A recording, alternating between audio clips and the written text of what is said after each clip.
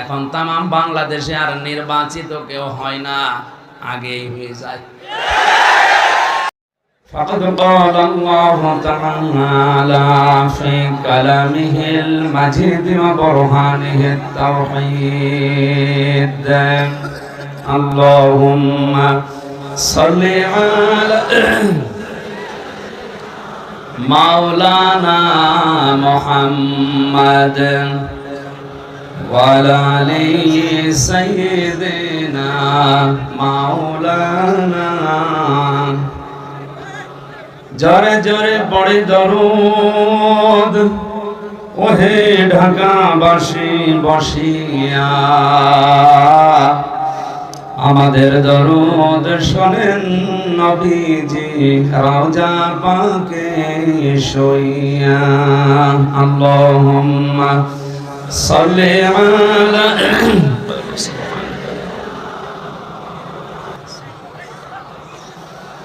بلغ العلا بكماله كشف الدجى بجماله حسنت جميع خصاله صلوا عليه وآله আমার আজকের আলোচনার বিষয় মধ্যম পন্থা। কি বললাম? আজ বাংলাদেশ সহ বিশ্বে আমরা যারা মুসলিম দাবি করছি, প্রায় সব জায়গার আমরা অনেকে ইসলাম মানতে গিয়ে হয় বাড়াবাড়ি করি, নাই ছাড়াছাড়ি করি। বাড়াবাড়ি করাও জায়েজ নেই, ছাড়াছাড়ি করাও জায়েজ নেই, মধ্যম পন্থায় থাকা লাগবে। সূরা বাকারার 143 নম্বর আয়াতের প্রথম অংশে আল্লাহ এইটাই জানিয়েছেন। এই কথার ভেতরে সিগনিফিকেন্স কি আছে, রহস্য কি আছে? জ্ঞানী গণী আলেম শিক্ষিত যারা এখানে আছেন দিলের কান দিয়ে শোনেন। আল্লাহ পাক যে আমাদেরকে মধ্যম পন্থা অবলম্বন করার জন্য মধ্যম জাতি হিসাবে দুনিয়ায় পাঠিয়েছেন। কিয়ামতের ময়দানে আল্লাহ আমাদেরকে সাক্ষ্য বানাবেন বিভিন্ন নবীদের উম্মতের উপরে, আর আমাদের উপরে সাক্ষ্য বানাবেন স্বয়ং রাসূলুল্লাহ সাল্লাল্লাহু আলাইহি ওয়াসাল্লামকে। একটু খেয়াল করেন তো আল্লাহর বক্তব্যে, তিনি সে আল্লাহ যিনি তোমাদেরকে নির্বাচিত করেছেন, নির্বাচন করেছেন। এই যে নির্বাচিত করা, নির্বাচনের মাধ্যমে পদ্ধতিকার কথা বুঝতেছেন? আর যদিও সিস্টেমটা নিয়ে বিভিন্ন রকমের কথা ফতোয়া এই বাংলাদেশ, ভারত আর পাকিস্তানে আছে। নির্বাচন করা, নির্বাচিত করা এ শব্দ কোরআনে আছে। হুয়াজতাবাকুম, তিনি তোমাদেরকে নির্বাচিত করেছেন।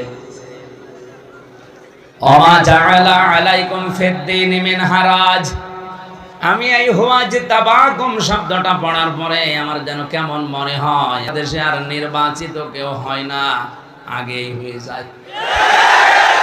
এইটা খারাপ। আল্লাহ বলছেন আমি নির্বাচনের মাধ্যমে নির্বাচন করি, নির্বাচিত করি সবাইকে না।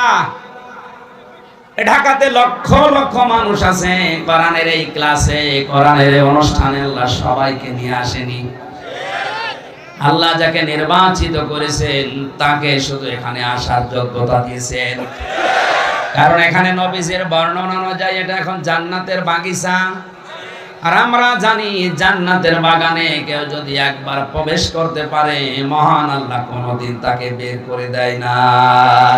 আল্লাহ পাক বলেন এমন জান্নাতে তোদেরকে প্রবেশ করাবো, কোনোদিন আমি আল্লাহ বের করে দেব না, তোদের বের হতেও মন চাইবে না। সুতরাং এটা যদি এখন নবীজির ভাষা অনুযায়ী জান্নাতের বাগান হয়, জান্নাতে কোন জাহান্নামী মানুষকে আল্লাহ প্রবেশ, কথা বলে না কেন, কোন জাহান্নামীকে আল্লাহ জান্নাতে দেবে না। তাহলে হাদিস দ্বারা বিশ্বাস করতে পারি এখানে যারা এসেছি আমরা সবাই জান্নাতি। আল্লাহ আমাদেরকে বের করে দেবে না, আর আমরা বের হতেও চাইবো না। এরপরও যারা বের হয়ে যাচ্ছে ওদের জান্নাত ভালো লাগছে না। শব্দের দিকে খেয়াল করেন, ওমা জাআলা আলাইকুম ফিদ-দীনি মিন হারাজ, আমি তোমাদেরকে দ্বীনের উপরে চলার জন্য আমি আল্লাহ নিজে যে বাধা বিপত্তিগুলো আছে ওইগুলো দূর করে দেই।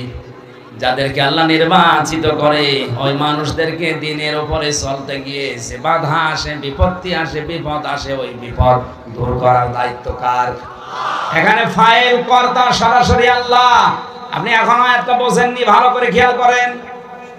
সত্যই যাদেরকে এই পৃথিবীতে আল্লাহ তার দ্বীনের জন্য, কোরআনের জন্য নির্বাচিত করেন, তাদের উপরে বিপদ আপদ মুসিবত আসবে, মাস্ট দিয়ে আসবে, কিন্তু ওই বিপদগুলো আল্লাহ নিজে দায়িত্ব নিয়ে দূর করে দেবেন। এই জন্যই তো আজ হাজারো মানুষকে যারা ইমানের উপরে টিকে আছে, এমন এমন ষড়যন্ত্র হয় তাদের বিরুদ্ধে, আমার তো মনে হয় পাহাড় পর্যন্ত টলে যাওয়ার কথা। সূরা ইব্রাহিমের 46-47 নাম্বার আয়াতে আল্লাহ জানিয়েছেন, হে নবী, ওরা কিন্তু ষড়যন্ত্র করেছিল। ওদের ষড়যন্ত্রের মাত্রা এমন কঠিন অবস্থায় যে পৌঁছেছে, মনে হয় যে পাহাড় পর্যন্ত ভেঙে চোরা হয়ে যাবে।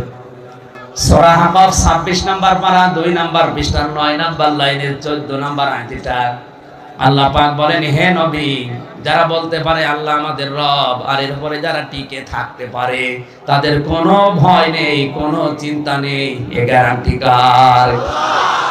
আল্লাহ তাখাফু ওয়ালা তাহজানু। ফেরেশতারা তাদের কানের কাছে সব সময় এসে বলতে থাকে, ভয় নেই, চিন্তা নেই। হয়তো এই দিনের উপরে চলতে গিয়েছে বিপদ মুসিবত, আযাব, যন্ত্রণা, ষড়যন্ত্র, এগুলো আসতেছে, এগুলো দেখে তুমি ঘাবড়িয়ে যেতে পারো, হয়তো তোমার মরণও হয়ে যেতে পারে। এজন্য তুমি আর ধৈর্য ধরতে পারছো না, কোনো চিন্তা নেই। তুমি মারা গেলে তোমার এই বিশাল প্রতিষ্ঠান, তোমার সন্তান, তোমার স্ত্রী, তোমার সম্পদ, প্রভাব, প্রতিপত্তি, ক্ষমতা যা দুনিয়ায় রেখে গেলে, এগুলো দেখার দায়িত্ব আল্লাহ নিজে তুলে নিয়েছে। এর বাস্তব প্রতিফলন বাংলাদেশে অনেকেই দিয়েছে। কথা বলেন না কেন? আমি নাম নাই নিলাম। সত্যি যারা আল্লাহকে রব বলে স্বীকার করার পরে টিকে ছিল, আপনি হয়তো টের পাচ্ছেন না, আপনি বোঝেনও না, কিন্তু সত্যই যারা আয়াতকে মেনে নিয়েছে মনে প্রাণে, আল্লাহর নির্বাচিত যারা, যাদের উপরে বিপদ আসলেও বিপদ স্থায়ী হয় না, আল্লাহ নিজে সরিয়ে দেয়। ওই মানুষগুলোকে আল্লাহ নির্বাচিত করে ফেলেছে। তাহলে আজকে আয়াত থেকে প্রমাণ পেলেন, কোরআনের উপরে যারা টিকে থাকতে পারে, ঈমান নিয়ে আল্লাহ তাদেরকে নির্বাচিত করেছে। আর কোরআনের বাইরে যারা আছে, ওরা নির্বাচিতের বাইরে, তাদের আল্লাহ পছন্দ করে না। মিন ক্বাবলু ওয়া ফি হাদা লিয়াকুনা আর-রাসূলু শাহিদান আলাইকুম ওয়া তাকুনু শুহাদা আলান নাস। কোরআনের প্রতিটি শব্দের দিকে তাকালে আমার মনে হয় বিশাল সমুদ্র আমার চোখের সামনে, এত কথা এক একটি শব্দে লুকিয়ে আছে। আজকে এখানে আলেম যারা বসে আছে, আমি জানি এই ঢাকার সাভার আসলে আলেমরা বাংলাদেশ থেকে বেশি এসে এখানে থাকে। আলেম হওয়ার জন্য যে 3টা শর্ত আছে, 1 নম্বরে আল্লাহর কালাম নিয়ে চিন্তা ভাবনা করা, 2 নম্বরে সমর্থ সুযোগ থাকার পরেও অন্যায় থেকে নিজেকে বাঁচিয়ে রাখা, 3 নম্বরে ভালো ভালো কাজ নিজের জীবনে আঞ্জাম দেওয়া। আমি সহ যারা এখানে অন্তত আলেম আছি, জ্ঞানী মানুষ আছি, প্রত্যেকটি মানুষকে আমার নিজের পক্ষ থেকে আমি সহ উপদেশ, আমরা এই ধরনের আলেম হব ইনশাআল্লাহ। যিনি আমাদের নাম মুসলমান রেখেছেন তিনি কে? এখানে হওয়ার ফাইল 2টাই হতে পারে, আল্লাহও হতে পারে, ইব্রাহিম নবীও হতে পারে। পূর্বেই তিনি কিতাবের ভেতরে, তার মানে কোরআনে আমাদের নাম মুসলমান, এটা যদি আপনি আল্লাহর দিকে ইঙ্গিত করেন অসুবিধা নেই। কিন্তু আমাদের নাম মুসলিম, আমরা মুসলমান, এই শব্দটা হযরত ইব্রাহিম আমাদেরকে দিয়েছেন। এই কারণেই বাবার দায়িত্ব সন্তানের নাম রাখা, উনি আমাদের বাবা, এই কারণে আমাদের নাম রেখেছেন জাতি হিসাবে মুসলমান। আজ যারা ইব্রাহিম নবীকে বাদ দিয়ে অন্য কাউকে পিতা হিসাবে মেনে নিয়েছেন, আসল বাবা বাদ দিয়ে নকল বাবার পেছনে ছুটলে কিন্তু জন্ম ঠিক থাকে না। আপনার অত জোরে চিল্লানো দরকার। হ্যাঁ করলে হাসাদা নয় হালসা, মানুষ এমনি বোঝে। এখানে বৈধ বাবার সন্তান আমরা, কোরআনে কারিমে আমাদের নাম যিনি রেখেছেন মুসলমান, আমরা যারা মুসলমান তাদের জাতির পিতার নাম ইব্রাহিম। মিন ক্বাবলু ওয়া ফি হাদা, পূর্বে এই যে ওয়া ফি হাদা এটা দিয়ে কোরআনে কারীমকে ইঙ্গিত দেওয়া হয়েছে। কারণ লাউহে মাহফুজে একটা কিতাবে আল্লাহ সংরক্ষণ করে রেখেছেন যার নাম কোরআনে কারীম। এখন দুনিয়ার মানুষের উপরে যদি আপনাদেরকে সাক্ষ্য হতে হয় তাহলে 3টা গুণ অর্জন করা লাগবে। কয়টা? আল্লাহ পাক বলেন 1 নম্বরে তামাম দুনিয়ার যত উম্মত বিগত হয়ে গেছে, কিয়ামতে যদি এদের উপরে তোমাদের সাক্ষ্য দিতে হয় তোমাদের নামাজ কায়েমকারী হওয়া লাগবে। 2 নম্বরে তোমাদের সম্পদ থাকলে তোমাদের যাকাত ভিত্তিক অর্থনীতি কায়েম করা লাগবে। 3 নম্বরে আল্লাহ পাককে অবলম্বন হিসাবে গ্রহণ করা লাগবে। কারণ আল্লাহর চাইতে উত্তম অভিভাবক আর কেউ নেই। কথা বলেন ঠিক কিনা? না, আমরা যদি কিয়ামতে অন্যান্য নবীর উম্মতদের উপরে সাক্ষ্য হতে চাই কয়টা গুণ লাগবে? আরো জোরে। 1 নম্বরে জীবনে নামাজ কায়েমকারী হওয়া লাগবে। আমরা আজ নামাজ পড়ায় আছি কিন্তু কায়েমে নেই। কোনো অসুবিধা নেই, কায়েমের কথা বললে অনেকে রাজনীতির গন্ধ খোঁজে। আরে ভাই, আপনি তো সাক্ষ্য দিতে পারবেন না কিয়ামতে, আপনি ধরা খাবেন। নূহ আলাইহিস সালামকে আল্লাহ ডাক দিয়ে বলবেন, নূহ তোমাকে যে দায়িত্ব দিয়েছিলাম এটা কি পালন করেছো? হযরত নূহ বলবেন, হ্যাঁ, আনি ইবুদুল্লাহ ওয়াত্তাকুহু ওয়া আতিউন। আমি বলেছিলাম জাতির লোকেরা তোমরা আল্লাহর ইবাদত করো, তাকে ভয় করো এবং আমার আনুগত্য করো। ওয়ায়াগফির লাকুম যুনুবাকুম ওয়া ইউআখিরকুম ইলা আজালিম মুসাম্মা। ইলা আখির আয়াত। হযরত নূহ বলেছিলেন তোমরা যদি আল্লাহর ইবাদত করো, তাকে ভয় করার নীতি অবলম্বন করো আর আমার আনুগত্য করো, 1 নম্বরের পুরস্কার মহান আল্লাহ তোমাদের জীবনের অপরাধ মাফ করে দিবেন। এখানে আমার শিক্ষা বের করার, আমি এই আয়াতগুলো পড়ার পরে 7টা শিক্ষা পেয়েছি। হযরত নূহ আলাইহিস সালাম তার জাতিকে দাওয়াত দিয়েছেন প্রায় 950 বছর। কয়শো বছর? এই 950 বছর তার জাতির ভেতরে দাওয়াতি কাজ করে তিনি 7টা বাধা পেয়েছিলেন। বাংলাদেশের সাথে আমি আজটা মিলিয়ে দেখেছি, এই দেশের মানুষেরও চরিত্র হয়ে গেছে নূহ নবীর উম্মতের মতো। হযরত নূহ যখন ডাক দিয়েছেন, ক্বালা রাব্বি ইন্নী দাআউতু কওমি লাইলাও ওয়া নাহারা। হযরত নূহ বলেছেন, হে আমার রব, আমি তো আমার জাতিকে দাওয়াতি কাজ করেছি তাদের ময়দানে দিনে এবং রাতে। ফালাম ইয়াজিদুহুম দুআই ইল্লা ফিরারা। এইদিকে তাকা। নূহ নবীর জাতির লোকেরা সর্বপ্রথম যে 7টা বাধা দিয়েছিল তার 1 নম্বরে আসমানি আওয়াজ শুনলেই তারা পালিয়ে বেড়াতো। আজ বাংলাদেশের দিকে তাকান, কোরআনে কারীম দিয়ে আওয়াজ দিলে, ডাক দিলে অনেকেই পালিয়ে যাচ্ছে। কারণ জানে যে এর সাথে আমার জীবন মিলবে না, আমার জীবন মিলবে আমার পূর্বপুরুষ বাপ দাদা পীর সাহেব এদের সাথে। এখানে কোরআন দিয়ে ডাক দিলে মানুষ যেন কেমন দেখি পালিয়ে যেতে আরম্ভ করে, মনে হয় পিছিয়ে যাচ্ছে। নূহ নবীর জাতির যে স্বভাব ছিল, আজ বাংলাদেশে মুসলমানদের ওই স্বভাব প্রবেশ করেছে। নূহ নবী তার জাতির জন্য সর্বশেষ যে বদদুয়া গুলো করেছিলেন, আকালা নূহুর রাব্বিলা তাদার আলাল আরদি মিনাল কাফিরিনা দাইয়ারা। তিনি পদে পদে দাওয়াত দিয়ে বহু নিয়ামতের কথা এখানে স্মরণ করিয়েছেন। সর্বশেষ তিনি দেখলেন না, এদের আর পরিবর্তন নেই। কারণ আসমানি আওয়াজ শোনার পরে যারা পালিয়ে যায় তাদের কপালে আল্লাহ হেদায়েত বন্ধ করে দেয়। আমার ভাইরা খুব খেয়াল করেন তো, নূহ নবীর জাতিকে আল্লাহ হেদায়েত দেয়নি। যতগুলো কারণ আমি তাফসিরে 7টা পেয়েছি, তার 1 নম্বরে তারা আসমানি আওয়াজ শুনলেই পালাতো, নিজেদের মুখমণ্ডল নিজেদের শরীরকে ঢেকে রাখতো ওই দায়ী থেকে, দিনের নবী থেকে। এমনকি নিজেরা পালিয়ে বেরিয়ে বেরিয়ে অহংকার করে সর্বশেষ ওই নবীকে হত্যা করার জন্য ষড়যন্ত্র করত। আমার তো মনে হচ্ছে খাপের খাপ এই দোষটা, এই চরিত্রটা আজ বাংলার মুসলমানদের ভেতরে কেন যেন প্রবেশ করছে। এরা ধরে ধরে দিনের দায়ী যারা, দিনের মুবাল্লিগ যারা, তাদেরকে টার্গেট করছে। আসমানি আওয়াজ শুনলে এদের যেন কেমন অপছন্দ হয়, মন খারাপ হয়ে যায়। অথচ যালিকা বিআন্নাহুম কারিহু মা আনজালাল্লাহু ফাআহবাতা আমালাহুম। সূরা মুহাম্মাদের 9 নম্বর আয়াত।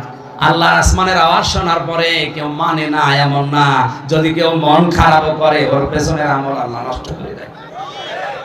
আর জাতি হিসাবে আমরা কোথায় চলে যাচ্ছে?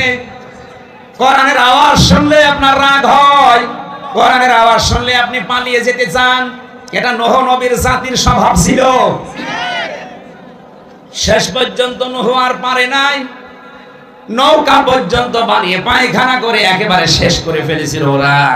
আমি বিস্তারিত ঘটনা বলার জন্য আয়াত পড়িনি, শিক্ষা বের করার জন্য পড়লাম। হযরত নূহ একেবারে অধৈর্য হয়ে শেষ পর্যন্ত বরদোয়া দিয়েছিলেন। একথা বলে না কেন? হযরত নূহ বলেছিলেন, আল্লাহ এদেরকে আর সহ্য করতে পারলাম না, আমার জীবন শেষ করে ফেলেছে এরা, তুমি নিজে এদের আন্ডা বাচ্চা পর্যন্ত যেন না বাঁচে সেই ব্যবস্থা করো। কেন তিনি বরদোয়া দিলেন? ইন্নাকা ইন তাজারহুম ইউদিল্লু ইবাদাকা ওয়া লাম ইয়াজিদু ইল্লা ফাজিরান কাফফারা। এই ভালো করে শুনে, হে আল্লাহ এদেরকে যদি তুমি ছাড় দাও, এদেরকে যদি ছেড়ে দাও, এই মানুষগুলো ভবিষ্যতে এমন এমন সন্তান জন্ম দেবে, এদের পরবর্তী প্রজন্ম ফাসিক ফুজ্জার হবে, তোমার বান্দা বান্দীদেরকে গোমরাহ করার জন্য তারা কাজ করবে। আজ দিনের দায়ীদেরকে যেভাবে বাধা দেওয়া হচ্ছে, আমরাও কিন্তু শেষ পর্যন্ত বরদোয়া করে ফেলবো।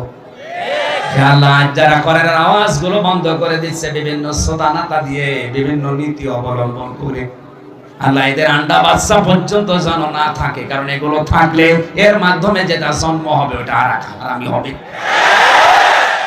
এই যে হারামি হবে, ফাসিক ফুজ্জার হবে, এটাকে আমি বানালাম? এই কথা বলেন। সূরা নূহর শেষ আয়াতের আগে আছে ইউদিল্লু ইবাদাকা, তারা তোমার বান্দাদেরকে গোমরাহ করবে, ওয়া লাম ইয়াজিদু ইল্লা ফাজিরান কাফফারা। এই মানুষগুলো ভবিষ্যতে যদি টিকে থাকে, তোমার বান্দা বান্দীদেরকে ফাসিক ফুজ্জার বানাবে, তোমার পথ থেকে ওরা সরিয়ে শয়তানের পথে নিয়ে যাবে। নবী নূহ যে দোয়া করেছিল, আমার মনে হয় আজ এই দোয়া আমার মুখ দিয়ে বের হয়ে যাচ্ছে। 7টা পয়েন্ট বিস্তারিত বলতে গেলে আমার গলায়, আমার আলোচনার ধরন বোঝা যাচ্ছে তো? জ্ঞানী মানুষ ঢাকাতে থাকে, এই জন্য আমি ভাষণের নাম ধরছি না। কোরআনে কারিমে যেভাবে এসেছে আরো বিস্তারিত ছিল, আমি নিচে নামতে পারলাম না, ভালো করে বোঝা মিলিয়ে নেবেন। যদি নূহ নবীর জাতির যে 7টা খারাপ স্বভাব ছিল, আমাদেরও স্বভাবগুলো একটা একটা করে তৈরি হয়। ওদেরকে যেমন আল্লাহ হেদায়েত দেয়নি, আমাদেরকেও দেবে না। হযরত নূহকে আল্লাহ কিয়ামতে ডাক দিয়ে বলবেন, আমার নবী, তোমাকে যে দায়িত্ব দিয়েছিলাম তুমি তো বললে আমি পৌঁছিয়ে দিয়েছি, তোমার উম্মতদেরকে সামনে ডাকা হবে, কই তারা তো সব অস্বীকার করে, বলে না আমাদের কাছে কোনো সতর্ককারী আসে নাই। এখন বলো তো তোমার কোনো সাক্ষী আছে কিনা? সঙ্গে সঙ্গে হযরত নূহ আলাইহিস সালাম ডাক দিয়ে বলবে, মাবুদ হ্যাঁ আমার সাক্ষী আছে। কই? বলে উম্মতি মুহাম্মদী, মুহাম্মদুর রাসূলুল্লাহর উম্মত যারা দুনিয়ায়, তারা আমার সাক্ষী, তাদেরকে ডাক দেন। হযরত নূহ আলাইহিস সালাম আমাদের নাম বলবেন, মহান আল্লাহ প্রশ্ন করবেন, নূহ তোমার হাজার হাজার বছর পরে উম্মতি মুহাম্মদী দুনিয়ায় পয়দা হয়েছে, তারা তোমার উম্মতকে দেখেই নাই, তারা সাক্ষী দেবে কি করে? উম্মতি মুহাম্মদের ভেতরে যাদের 3টা গুণ আছে, কয়টা বললাম? 1 নম্বরে যারা নামাজ কায়েমের আন্দোলন করেছে, দুনিয়ায় নামাজ কায়েম করেছে। 2 নম্বরে যারা যাকাত দিয়েছে, ওয়া তাসিমু বিল্লাহ, আর আল্লাহকে যারা আঁকড়িয়ে ধরেছে। কাকে? কোন দেবতাকে না, কোন আগুনকে না, কোন রাশিয়াকে না, আমেরিকাকে না, আঁকড়িয়ে ধরেছে কাকে? আজ আমরা কত কিছুকে আঁকড়িয়ে ধরার চেষ্টা আছি টিকে থাকার জন্য। সব বাদ দেন, কিসের আমেরিকা, কিসের রাশিয়া, কিসের চীন, কিসের ভারত, আমরা আঁকড়িয়ে ধরতে চাই আমাদের মালিককে। আমাদের মালিককে আঁকড়িয়ে ধরতে হলে তার যে চিঠি পাঠিয়েছেন এই কোরআন, এই কথা বলে না কেন? واعتصموا بحبل الله جميعا ولا تفرقوا। তোমরা সবাই মিলে আমি আল্লাহর যে রশি, যে কোরআনে কারীম পাঠালাম, এটা আঁকড়িয়ে ধরো। আজ এটার কাছে না এসে উম্মতি মুহাম্মদি তার স্বাক্ষর যোগ্যতা হারিয়ে ফেলছে। এই যে শাবান মাসের আজকে কি 13 তারিখ, আর মাত্র 2টা দিন আছে। এই দিন পালন করতে গিয়ে, এটা যেহেতু ফরজও না, ওয়াজিবও না, এটা সুন্নত নফল আমল, এইটা নিয়ে মারামারি করে আজ আমরা দল বিদলে বিভক্ত হয়ে, আল্লাহ বলেন ওয়ালা তাফাররাকু, পার্থক্য করবা না, মত পার্থক্য করে দল বিদলে বিভক্ত হয়ে যাবা না। অথচ আল্লাহর কোরআনের এই ফরজ নিয়ম আজ ওভারটেক করে শুধুমাত্র শবে বরাত এই নামটা পালন করতে গিয়ে আজ বাংলাদেশে হাজারো মুসলমান আলাদা। এই কথা বলে না কেন? আরে ভাই, এটা কি ফরজ? কোরআন আঁকড়িয়ে ধরা ফরজ ছিল, দল বিদলে বিভক্ত হওয়া হারাম ছিল। আর সে হারাম কাজ করে আপনি একটা নফল, একটা সুন্নাতকে কি গুরুত্ব দিচ্ছেন? আজ অনেকে এটা নিয়ে বাড়াবাড়ি করতে গিয়ে শবে বরাতকে শবে কদরের উপরে তুলে ফেলছে। অথচ শবে বরাত এটা হাদিস দিয়ে প্রমাণিত, আর শবে কদর কোরআন দিয়ে প্রমাণিত। কোন দিন কি আপনার বিশ্বাস হয় যে কোরআনের উপরে হাদিস যেতে পারে? এই বলেন, শবে কদর যেটা, এটা কোরআন দিয়ে প্রমাণিত। সূরা কদর, ইন্না আনজালনাহু ফি লাইলাতিল কদর, অবশ্যই কোরআনে কারীম আমি আল্লাহ নাযিল করেছি লাইলাতুল কদরে। এটা নিয়ে যদি বাড়াবাড়ি করতো তাও মেনে নেওয়া যেত। শবে বরাত নামে কোন শব্দ কোরআনে হাদিসে স্পষ্ট নেই। লাইলাতুন নিসফি মিন শাবান শব্দটা আছে হযরতে আয়েশা থেকে বর্ণিত একটা সহিহ হাদিস, আর বাকিগুলো হাসান হাদিসের মান অনুযায়ী। আমি বিস্তারিত হাদিসের ছাত্র না, পড়ি যতটুকু বুঝেছি। আমি কোরআনের ছাত্র, আমার অনার্স মাস্টার ছিল তাফসীরের উপরে, কোরআনের উপরে। আমি কথা বললে কোরআন টু কোরআনের আয়াত মিলিয়ে বলি, বোঝা যায় না? ঢাকাবাসী এখান থেকে একটু খেয়াল করবেন, 15টার উপরে হাদিস আমি দেখতে পেয়েছি। সহিহ, হাসান এবং গয়রে হাসান মিলে দুর্বল হাদিসও কিছু আছে। যেহেতু এটা ফরজ না, ওয়াজিব না, একটা নফল ইবাদত, এইটা নিয়ে যদি আপনি কে বাড়াবাড়ি করে শবে কদরের উপরে তুলে ফেলেন, আপনার ঈমান নষ্ট হবে।